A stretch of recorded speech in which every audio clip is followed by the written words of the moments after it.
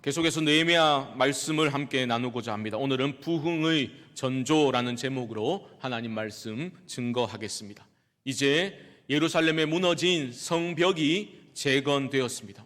오늘 8장은 이제 그 재건된 성벽 그 안에 거하고 있던 하나님의 백성들이 가장 먼저 무엇을 행하였는지를 우리가 살펴보려고 합니다. 이를 통해서 하나님이 기뻐하시는 부흥의 역사가 공동체 가운데 임하게 될 때에 그 직전에 하나님은 어떤 전조, 어떤 증상들을, 현상들을 우리에게 주시는데요. 오늘 공동체가 보여주고 있는 그 모습을 통해서 부흥의 전조가 무엇인지를 함께 확인하고자 하는 것입니다. 먼저 1절 말씀 한번 다시 보시죠. 제가 읽습니다. 이스라엘 자손이 자기들의 성읍에 거주하였더니 일곱째 달에 이르러 모든 백성이 일제히 수문 앞 광장에 모여 학사 에스라에게 여호와께서 이스라엘에게 명령하신 모세의 율법책을 가져오기를 청하매. 여기서 우리는 1절에서부터 부흥의 전조를 감지하게 됩니다. 모든 백성들이 수문 앞 광장에 몰려들기 시작했습니다. 성경 기자는 일제히라고 말하고 있습니다. 그들은 한마음 한뜻으로 수문 앞 광장에 모여들기 시작한 겁니다. 우리말로는 모이다라고 되어 있지만 원문의 동사형을 보면 제기형으로 되어 있습니다. 그것은 무슨 말이냐면 자발성을 강조하고 있는 표현입니다. 한마음 한뜻으로 누가 오라고 강요해서 모인 것이 아니라 그들은 일제히 한마음으로 자발적으로 기쁨으로 수문 앞 광장에 모여들기 시작했다라는 것입니다.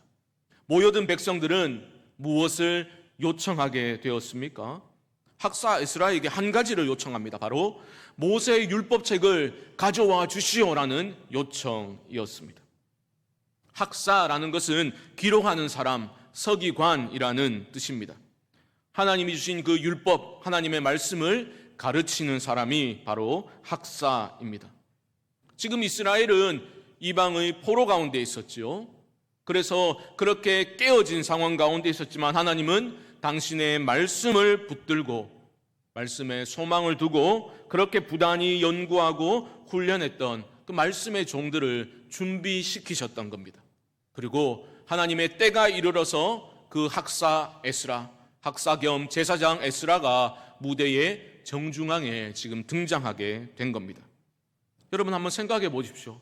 백성들이 일제히 몰려들어서 그를 향해서 하나님의 율법책을 좀 가져와서 읽어주십시오라고 요청을 했을 때 에스라의 심정이 어떠했겠습니까? 저는 벅찬 감격으로 그렇게 눈시울이 붉어졌을 것이다. 충분히 그렇게 짐작하게 됩니다. 그런데 그때가 언제였습니까? 2절 말씀 보시면 일곱째 달 초하루에라고 말하고 있습니다. 이것은 유대 절기 중에 나팔절을 뜻하는 건데요. 나팔절은 쉽게 말하면 정월 초하루입니다. 새해 첫날을 의미하는 겁니다. 우리도 새해 첫날이 되면 좀 마음 자세가 남다르지 않습니까? 다르지 않습니까? 이스라엘 백성들에게 있어서 이번 나팔절이야말로 정말 특별한 하나님의 진정한 회복을 기대하게 되는 그러한 첫날이었을 것이다. 우리는 생각할 수 있겠습니다. 왜 그렇습니까? 번번이 실패로 돌아갔던 그 성벽 재건이 하나님의 도우심으로 기적적으로 완공되었잖아요. 그것도 52일 만에 그렇게 완공이 되었습니다. 그 후에 하나님을 경외하는 자들, 탁월한 지도자들이 세워졌습니다. 그들은 하나님이 도와주시니까 이렇게 기적적으로 성벽이 재건되었구나. 직접 그들의 눈으로 목도하였고 몸으로 체험하였습니다. 그러니까 그들 안에 기대감이 높아졌을 겁니다. 우리나라도 회복되겠구나. 정말 우리도 다시 한번 하나님을 경외하는 그러한 공동체로 회복될 수 있겠구나. 그들은 기대감을 갖게 되었던 겁니다. 그런 그들이 지금 어떤 행동을 하고 있습니까? 말씀으로 돌아가는 그러한 선택을 가장 먼저 하고 있습니다. 그들은 일제히 누가 강요한 것도 아닌데 그들은 모여들었고 한 가지 요청을 하게 된 거죠. 하나님의 말씀을 들려주시오. 율법을 들려주시오. 그들은 외치고 있는 겁니다. 여러분, 이것이 바로 하나님이 기뻐하시는 부흥이 일어나게 될 때에 어김없이 나타나는 증상, 현상입니다. 교회가 하나님의 부흥을 경험하게 될 때는 반드시 그 공동체 안에 말씀을 사모하는 갈증, 갈급함이 일어나게 되는 거죠. 2절 말씀을 보십시오. 그것은 그냥 특별한 사람들에게만 임한 것이 아니었습니다. 2절 말씀 보시면 일곱째 달 초하루에 제사장 에스라가 율법책을 가지고 회중 앞 곧 남자나 여자나 알아들을 만한 모든 사람 앞에 이르러라고 말합니다. 남녀노소 구분 없이 알아들을 수 있는 사람이라면 다 모여서 하나님 말씀 듣기를 갈구하고 있는 겁니다. 우리에게 질문하지 않을 수 없겠죠. 사랑하는 성도 여러분, 우리에게는 말씀을 향한 이러한 갈급함이 있습니까? 시편 기자는 이렇게 노래했습니다. 내가 주의 계명들을 사모함으로 내가 입을 열고 헐떡이었나이다. 갈급함, 간절함이 드러나고 있는 시편이겠습니다. 우리가 잘 알고 있는 시편 42편 목마른 사슴 잘 알고 있지 않습니까? 42편 1절 말씀 한번 보여주십시오. 이렇게 말합니다. 하나님이여 사슴이 시냇물을 찾기에 갈급함같이 내 영혼이 주를 찾기에 갈급하니이다. 여러분, 그런데 이 갈급함, 시인이 노래하고 있는 이 갈급함, 시인이 어떤 상황에서 표현한 것인지를 우리는 기억해야 합니다. 그가 낙심되는 상황에서 이렇게 노래한 거예요. 42편 3절 말씀이 그 상황을 잘 보여줍니다. 3절 보여주십시오. 그 사람들이 종일 내게 하는 말이 내 하나님이 어디 있느냐 하오니 내 눈물이 주야로 내 음식이 되었도다. 세상 사람들이 비웃고 조롱하면서 묻는 거예요. 네가 믿는 하나님이 도대체 어디 있냐? 비웃고 조롱하는, 낙심될 수밖에 없는 그런 상황입니다. 그런데 여러분, 이 낙심되는 상황 속에서 지금 시인은 하나님께 소망을 두고 노래하고 있는 거죠. 우리 안에, 내 안에 작은 믿음의 불씨라도 살아있다면 그 낙심되는 상황은 하나님을 향한 우리의 갈급함으로 반드시 이어지게 됩니다. 이 시인의 고백이 그것을 잘 보여주고 있는 거예요. 시편 42편 5절 말씀 보십시오. 내 영혼아 내가 어찌하여 낙심하며 어찌하여 내 속에서 불안해하는가? 너는 하나님께 소망을 두라. 그가 나타나 도우심으로 말미암아 내가 여전히 찬송하리로다. 아멘. 여러분, 우리는 누구나 낙심이 될 수 있습니다. 하지만 우리에게 겨자씨만한 작은 믿음이 있다면 그 낙심은 낙심으로 끝나지 않습니다. 믿는 자의 낙심이라는 것은 궁극적으로 하나님을 향한 갈급함으로 이어지기 때문입니다. 우리가 잘 아는 찬송가 나 같은 죄인 살리신 Amazing Grace, 그 찬송가를 작사했던 존 뉴턴은 이런 말을 하였습니다. 믿음의 사전에는 낙심이라는 단어가 없습니다. 세상 사람들에게 낙심되게 보이는 것이 믿는 자들에게는 하나님께로 가는 길을 알려주기 때문입니다. 그렇습니다. 우리는 사방이 가로막혔을 때도 우리 하늘의 하나님을 바라볼 수 있습니다. 인간의 모든 길이 끊어진 그 자리에서 하늘의 길을 열어주시는 그 하나님께 우리는 소망을 두고 하나님을 바라볼 수 있는 것 아니겠습니까? 저는 오늘 본문에 기록된 그 유다 공동체 안에 일어났던 그 갈급함, 하나님의 말씀을 들려주시오라고 요청했던 그 목마름이 바로 그러한 낙심되는 상황에서 일어났을 수 있겠다라는 생각을 하게 되었습니다. 생각해 보십시오. 성벽이 재건되었지만 온전한 회복이 임한 것은 아니지 않습니까? 느헤미야서 6장 16절 말씀은 아직 여전히 남아있는 문제에 대해서 우리에게 언급하고 있습니다. 먼저 16절 말씀 한번 보여주시죠. 이렇게 말합니다. 우리의 모든 대적과 주위에 있는 이방 족속들이 이를 듣고 다 두려워하여 크게 낙담하였으니 그들이 우리 하나님께서 이 역사를 이루신 것을 알미니라. 이것은 너무 좋은 내용이죠. 고무될 수밖에 없는 상황입니다.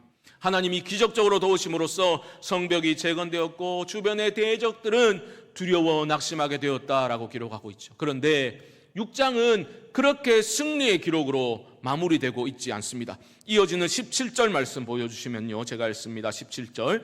또한 그때에 유다의 귀족들이 여러 번 도비야에게 편지하였고 도비야의 편지도 그들에게 이르렀으니. 무슨 말입니까? 도비야는 대적 아닙니까? 그 대적들과 여전히 편지를 주고받는 그러한 모습이 해결되지 않은 문제가 여전하다라는 것을 알려주고 있는 거죠. 그리고 6장의 마지막 절인 19절은 이렇게 말하고 있습니다. 보십시오. 그들이 도비아의 선행을 내 앞에 말하고 또 내 말도 그에게 전하매 도비아가 내게 편지하여 나를 두렵게 하고자 하였느니라. 보십시오. 여전히 성벽이 재건된 후에도 적들과 내통하는 사람들이 있었다는 거예요. 저들이 더 낫다, 저들의 삶의 방식이 더 낫다라고 생각하는 사람들 여전히 존재하고 있었다라는 겁니다. 이런 상황 속에서 사람들은 성벽은 재건되었지만 여전히 남아있는 질문을 품고 있었던 것 아니겠습니까? 야, 이제 우린 도대체 무엇을 해야 하나? 과연 우리가 온전히 회복될 수 있을까? 예루살렘이 하나님을 예배하고 왕으로 섬기는, 하나님을 경외하는 공동체로, 예배하는 공동체로 과연 회복될 수 있을까? 그런 의문, 질문들이 올라왔지 않겠습니까? 왜냐하면 대적들은 여전히 존재하고 있었습니다. 그들은 대단한 영적인 실력을 갖추고 있었던 것도 아니었습니다. 그러니까 낙심될 수도 있는 그런 상황인 것이죠. 그런데 여러분 꼭 기억하십시오. 하나님은 그들의 작은 순종과 믿음의 결단을 소중하게 보시고 놀라운 은혜를 부어 주십니다. 이게 놀라운 일입니다. 우리의 작은 믿음의 순종도 하나님께는 큰 기쁨이 되는 거예요. 그래서 하나님이 무엇을 부어 주십니까? 그들 안에 하나님을 향한 갈급함을 부어 주시는 겁니다. 하나님을 향한 타는 목마름으로 그분의 음성과 말씀을 듣기 원하는 그 갈급함을 부어주시는 거예요. 그리하여서 두려움이 두려움으로 끝나지 아니하도록 이끌어 가시는 겁니다. 아니, 우리 안에 참된 두려움이 가득 채워져서 하나님의 음성을 듣지 않고서는 견딜 수 없도록 우리를 그렇게 만들어 가시는 겁니다. 사랑하는 성도 여러분, 꼭 하나 기억하시기 바랍니다. 믿는 자들에게 낙심은 낙심으로 끝나지 않습니다. 소망 가운데 타는 목마름으로 하나님의 얼굴을 구하며 나아갈 수 있습니다. 지난 주간에 우리 9월 새벽기도 11조 첫째 날 제가 새벽에 일찍 일어나서 그걸 씻고 저도 모르게 거울 속에 비친 제 모습을 보면서 이렇게 나지막히 외쳤습니다. 야, 누가 죽었냐? 힘을 내라. 그때 장례가 있긴 했는데 그런 뜻은 아니었고요. 사실 우리가 처한 상황이라는 것이 쉽지 않습니다. 모든 상황은 낙심케 될 수 있죠. 우리 성도님들을 볼 때마다 힘이 빠져있고 지쳐있는 모습을 볼 때마다 저 또한 영향을 받지 않을 수 없겠죠. 이렇게 어려운 상황에 무슨 초청주의를 하냐고 우리 안에서 그런 낙심이 되게 만드는 소리가 들려올 수도 있겠죠.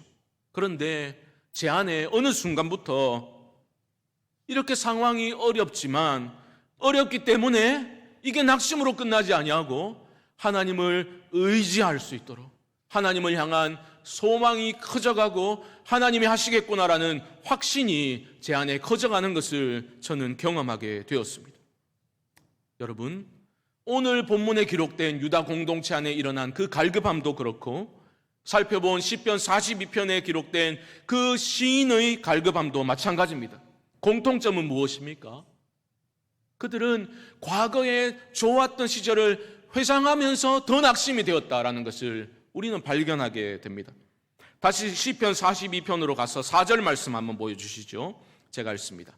내가 전에 성의를 지키는 무리와 동행하여 기쁨과 감사의 소리를 내며 그들을 하나님의 집으로 인도하였더니 이제 이 일을 기억하고 내 마음이 상하는도다. 시인의 마음이 상했어요. 왜 상했습니까? 사람들이 비웃고 조롱했기 때문에 상했겠지만 마음의 상함이 더 깊어졌던 것은 예전에 좋았던 시절을 회상했기 때문입니다. 전에는 성의를 지키는 무리들과 함께 그 성전으로 올라가면서 감사 찬송을 부르며 올라갔단 말입니다. 그런데 지금 시인이 처한 상황은 어떠합니까? 네가 믿는 하나님 어디 있냐? 비웃고 조롱하는 상황. 그때 좋았던 시절과 비교되니까 더 마음이 상하게 되는 거죠. 그럼에도 불구하고 시인은 낙심으로 마무리하고 있지 않습니다. 뭐라 합니까? 너는 하나님께 소망을 두라. 하나님께 소망을 두라. 하나님께 소망을 두라. 찬양하고 있는 것입니다. 유다 공동체도 마찬가지죠. 우리는 느헤미야서를 보고 있지만 바로 앞에 있는 에스라를 보게 되면 어떤 내용이 나와 있습니까? 에스라서는 성전을 재건하는 내용입니다. 성전을 재건한 후에 그 기록된 내용을 살펴보면 울었던 사람들이 있어요. 사람들이 막 울었어요. 너무 감격스러워서 울었던 사람들도 있었겠지만 그 중에 일부는 제1성전, 그 무너졌던 솔로몬 성전의 웅장함과 그 위용을 기억하는 사람들이었던 거죠. 그것과 비교하면 제2성전은 참으로 볼품없는 그런 외관이었던 것이죠. 그러니까 그들은 울음을 터뜨렸던 것 아니겠습니까? 예전에 좋았던 시절이 떠올라서 우리 안에는 그러한 낙심이 깊어질 수도 있는 거죠. 몇 주 전에 우리 예배 시간에, 광고 시간에 우리 다음 세대 여름사역 영상을 함께 보았지 않습니까? 얼마 지나지 않아서 한 성도님과 제가 대화를 나누는데 제게 그런 말씀을 하시더라고요. 그분은 소위 예전에 20, 30년 전에 큰 북만 하나 들고 쿵쿵 치면서 동네 한 바퀴 돌면 애들이 막 개떼가 아니라 구름떼처럼 막 몰려드는 그런 시절을 경험한 분인 거죠. 저도 마찬가지입니다. 그때 막 중고등부가 막 200명을 육박하고 그런 소위 좋았던 시절 기억하고 있는 거죠. 그런데 영상을 보니까 정말로 작은 수의 우리 다음 세대 아이들이 찬양하고 그런 모습을 보면서 너무나 안타까운 마음, 굉장히 만감이 교차하는 그런 마음, 내 마음도 이런데 목사님 마음 어떠시겠습니까? 그런 말씀을 하셨는데 제가 참 마음이 뭉클해졌더랬습니다. 그런데 그 다음이 더 중요하구나라는 생각을 다시 하게 되었습니다. 외적으로 너무나 약해진 우리 다음 세대들의 모습을 보면 우리는 마음이 상할 수 있겠죠. 마음 상하고 낙심될 수 있겠습니다. 하지만 그 다음이 더 중요한 거예요. 그 다음 행보가 정말 중요합니다. 낙심하고 주저앉아 있을 것이 아니라 소망 가운데 일어서야 하는 것 아니겠습니까? 너는 내 하나님께 소망을 두라. 그가 나타나 도우심으로 말미암아 내가 여전히 찬송하리로다. 예전만큼 모이지 못하면 어떻습니까? 소망 가운데 지금 여기에서 우리에게 주어진 그 아이들을, 그 학생들을, 그 청년들에게 우리가 말씀을 먹이고 예수 그리스도의 그 소중함을 가르치고 생명을 전하도록 해서 여전히 우리 가운데, 우리가 소망 가운데 순종의 발걸음을 이어나갈 수 있는 것 아니겠습니까? 저는 우리가 그 과거의 호시절을 회상하면서 아이고 그때가 좋았다, 거기로 끝내지 말고 그때나 지금이나 동일하게 살아계셔서 역사하시는 전능하신 하나님을 의지해서 믿음으로 하나님이 하라 하신 일에 집중하며 나아갈 때에 하나님께서 우리 가운데 회복의 은혜를 부어주실 줄 믿습니다. 저는 한번 사는 인생 우리 모두가 낙심으로 끝내지 말고 소망 가운데 일어설 수 있게 되기를 주님의 이름으로 축복합니다. 유다 공동체가 보여주었던 그 말씀에 대한 갈급함, 그것은 일시적인 그냥 반짝하고 지나가는 것이 아니었습니다. 느헤미야 8장 3절 말씀 보십시오. 수문 앞 광장에서 새벽부터 정오까지 남자나 여자나 알아들을 만한 모든 사람 앞에서 읽음에 뭇 백성이 그 율법책에 귀를 기울였는데, 에스라가 율법책을 낭독하기 시작합니다. 그런데 말씀을 듣는 사람들의 태도가 사뭇 달랐습니다. 5절 말씀 보시면 이렇게 말하죠. 에스라가 모든 백성 위에 서서 그들 목전에 책을 펴니 책을 펼 때에 모든 백성이 일어서니라. 말씀을 읽으려고 책을 펴니 사람들이 자리에서 다 일제히 일어서게 됩니다. 그들은 원래는 앉아서 듣고 일어서서 기도하는 것이 일반적인 모습이었습니다. 그런데 그들은 말씀을 펴자 누구나 상관없이 다 그 자리에서 일어섰던 겁니다. 말씀에 대한 존경심을 우리가 볼 수가 있죠. 하나님의 말씀만이 유일한 복과 생명의 근원이시구나, 길이로구나라고 믿기 때문에 그들은 이런 태도를 보이고 있는 것입니다. 사랑하는 성도 여러분, 예배에 임하는 우리의 태도 또한 점검해 볼 필요가 있겠습니다. 예배를 드리고 있고 지금 말씀을 듣고 있는 나의 태도는 어떠한지를 우리는 보아야 할 것입니다. 그러한 말씀에 대한 나의 태도는 외적인 것이 아닙니다. 내 안에 있는 내적인 것이 외적인 것으로 발현되는 것이죠. 내 안에 하나님을 경외하는 참된 믿음이 살아있다면 말씀을 대하는 나의 태도는 달라지게 될 것입니다. 보십시오. 그들 안에 하나님을 향한 경외심이 살아나니까 그들은 말씀 앞에 일어서고 있는 거예요. 그리고 말씀에 집중하여 듣고 있습니다. 여러분, 자그마치 6시간입니다. 3절 말씀 보시면 새벽부터 정오까지라고 말하죠. 이것은 일반적으로 동틀 무렵부터 정오까지니까 대략 6시간 정도를 그들은 말씀에 귀를 기울이고 있는 거죠. 이런 좋은 예배당에서, 좋은 환경에서 들은 것도 아니었습니다. 광장에 모여 앉아 있었다고요. 머리 위로 그 내리쬐는 뜨거운 태양도, 하지만 말씀을 향한 그들의 갈급함을 꺾을 수 없었습니다. 장시간 이어지는 그 말씀으로 인해서 그거 듣느라 저려오는 다리와 아파오는 허리 통증도 말씀을 향한 그들의 열정을 꺾을 수 없었다는 거예요. 이런 일이 어떻게 가능합니까? 단순합니다. 참 소망이신 하나님의 음성 듣기를 원하는 그런 나의 내적인 열정이 외적인 문제와 환경보다 더 컸기 때문입니다. 내공이 있었기 때문에 그 외적인 압력을 견뎌낼 수 있었던 거죠. 우리는 어떻습니까? 설교가 한 30분만 넘어가도 몸이 막 베베 꼬이고 이제 말씀을 정리하겠습니다. 그럼 막 표정이 밝아져가지고 은혜가 임하고. 우리는 어떻습니까? 너무 쉽게 지치지 않습니까? 너무 쉽게 힘들어하고 있지는 않습니까?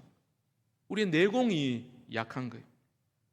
제가 저희 집 아이에게 예화를 들어서 좀 그렇긴 한데, 지난 주간에 저희 집 막내 아들이 그 담임 선생님과 제 아내가 이제 막내 아들 때문에 상담을 전화로 했습니다. 뭐 사고 쳐서 그런 건 아니고 정기적인 상담, 모든 학생들과 다 하는 상담입니다. 상담 전에 선생님이 아이들에게 설문지를 나눠주면서 그 질문 중에 하나가 힘든 일이 뭔지 쓰라는 것이었습니다. 이놈이 그렇게 썼나 봐요. 집에서 공부할 게 너무 많아서 힘들다. 초3인데 힘들다라고 썼다는 거예요. 그래서 선생님이 전화 상담을 하면서 제 아내에게 조심스럽게 묻더랍니다. 집에서 공부 되게 많이 시키는 줄 알고, 집에서 공부할 양이 좀 많은가 봐요, 어머님, 이렇게 질문을 했답니다. 깜짝 놀랐어요. 집에서 30분도 안 하거든요. 학원도 한 개도 안 가요. 숙제 포함해서 30분이 단데 이놈은 설문지에다가 공부할 양이 많아서, 집에서 공부할 양이 많아서 힘들다라고 썼던 겁니다. 하소연을 한 거예요. 아무것도 하기 싫은 거예요. 그냥 내 하고 싶은 대로 그냥 그렇게 지내고 싶은 거죠. 우리는 어떠합니까? 난 아무것도 하기 싫다. 귀찮게 하지 마. 일주일에 한 번 나오는 것도 버겁다. 1시간 앉아 있는 것도 버겁다. 이러다가 계속 비탈길로 내려가면 한 달에 한 번 예배 드리는 게 정상이 될 수도 있지 않겠습니까?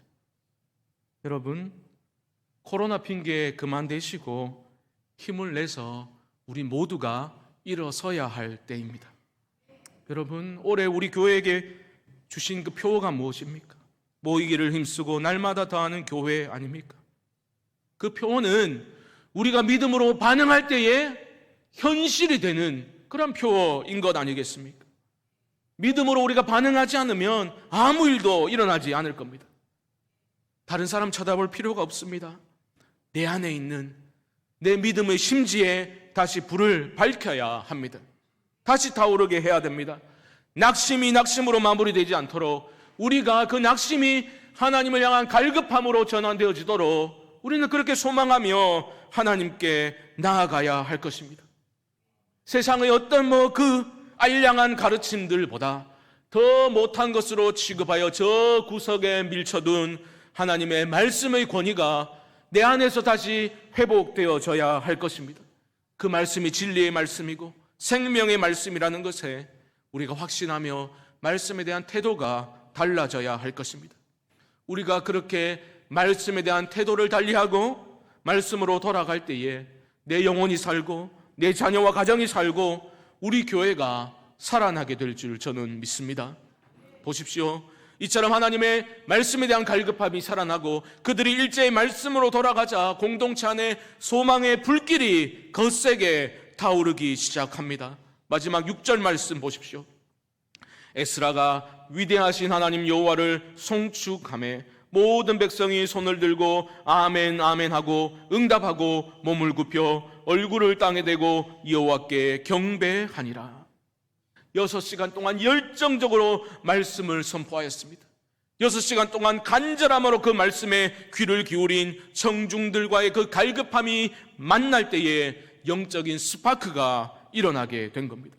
하나님을 찬양하는 것이 터져 나오게 됩니다. 너나 할 것 없이 백성들은 하늘을 향해서 손을 들고 아멘 아멘으로 화답하고 있습니다. 그리고 몸을 굽혀서 얼굴을 땅에 대고 하나님을 경배하고 있습니다. 이것이야말로 전능하신 창조주 하나님을 향한 모든 피조물들이 보여야 할 마땅한 삶의 태도라는 것이죠. 회복은 이렇게 일어나게 되는 것입니다. 사랑하는 성도 여러분, 저는 우리 성광교회가 하나님의 말씀을 향한 그 갈급함이 우리 안에 회복될 수 있기를 소망합니다. 말씀을 향한 존경심을 회복하고 그 말씀 안에 진정한 복과 생명이 있음을 우리가 믿고 그 하나님의 말씀에 우리의 운명을 걸고 목숨을 걸 수 있기를 소망합니다. 그래야 할 때 우리 교회에 하나님이 원하시는 진정한 부흥의 날이, 회복의 날이 도래하게 될 줄 저는 믿습니다. 우리의 상황은 여전히 어렵지만 낙심으로 끝나는 그런 공동체가 아니라 낙심될 때 오히려 절박함을 가지고 하나님의 얼굴을 구하고 하나님의 음성 듣기를 간절히 갈망하는, 그렇게 은혜를 사모하는 공동체로 우리가 일어섬으로 말미암아 하나님이 부어주시는 진정한 부흥과 회복의 은혜를 맛볼 수 있는 그런 공동체로 우리 교회가 세워져 나갈 수 있게 되기를 주님의 이름으로 간절히 축원드립니다.